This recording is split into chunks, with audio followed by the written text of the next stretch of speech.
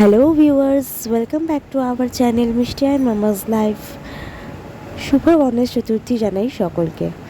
চলেই এসছে পুজো, তাই বেরিয়েছিলাম একটু ঘুরু ঘুরু করতে।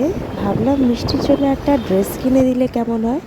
চলে গেলাম জুডিওতে, আর জুডিওতে গিয়ে ড্রেস দেখতে লাগলাম।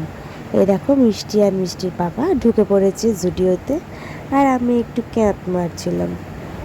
চলো এবার ড্রেস দেখা যাক। এই দেখো মিষ্টিকে ঘুরু ঘুরু করছে।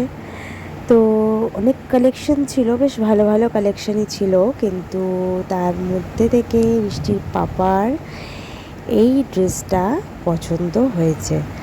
তো চলো ট্রায়াল দিয়ে দেখা যাক কেমন পারো জামাটা। না না না না, এমনি এমনি। আচ্ছা, ওদিকে ওদিকে ওদিকে ওদিকে ওদিকে ওদিকে ওদিকে ওদিকে ওদিকে।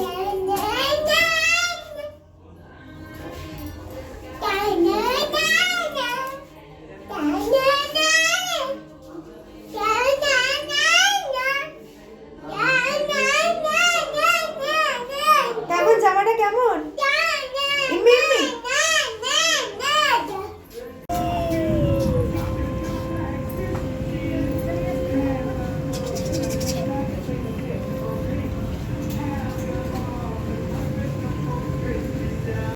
তো চলো, এখানে আমাদের শপিং এখানে শেষ। এবার অন্য কোনো মলে যাই, দেখি যদি কিছু পছন্দ হয়।